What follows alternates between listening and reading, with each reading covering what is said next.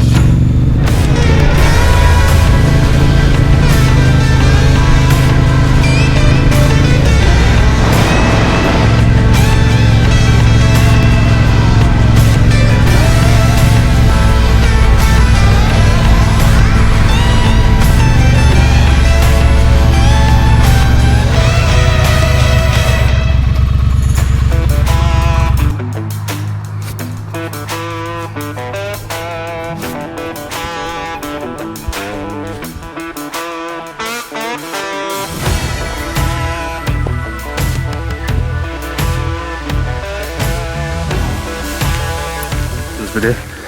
So I'm not a big fan of group rides. I normally 99.99% of the time ride on my own, and there's a reason for that, because group rides can add a whole lot of problems. Not only dangers of other riders, especially when you're trying to keep up with faster riders or you've got slower riders in the group, etc.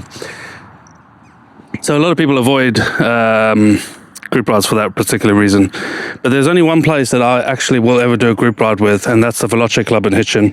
So I did the DJI with them this year, I did it last year with them, and I've done one group ride before. And the reason why is because Richard at the Veloce Club, who hosts these events, he does it really, really well, and everyone can kind of ride at your own pace, and he keeps the group really small. So today is Father's Day, and it's the one day where obviously I've got kids, where the wife couldn't argue with me and say that I couldn't go out for a ride, because it's kind of my day, isn't it?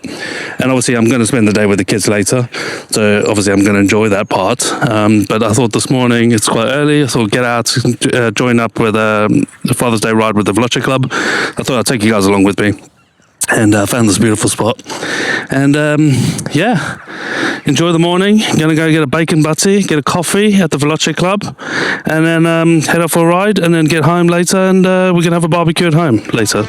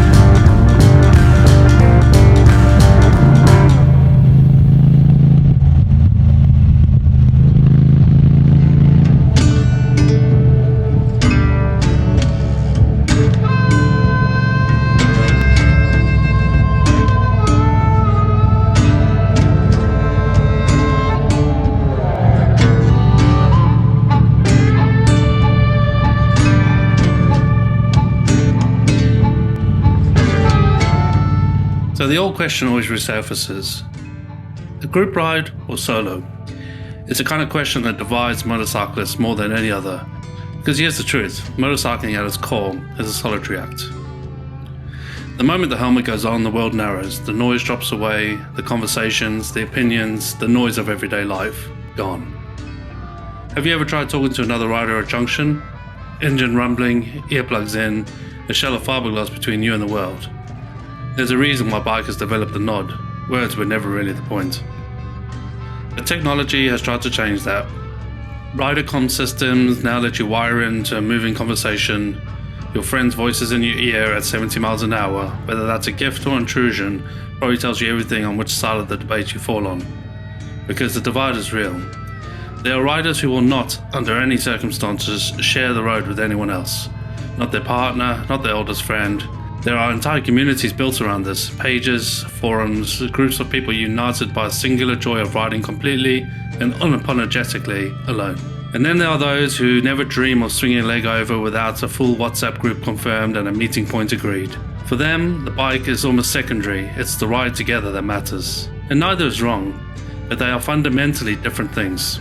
A group ride at its best is something remarkable, a shared experience, a moving tribe. A sense that you and these people, these particular people, are all chasing the same feeling down the road at the same time. There's a brotherhood in that, a belonging that's hard to replicate. But a group is only ever as strong as its most hesitant member.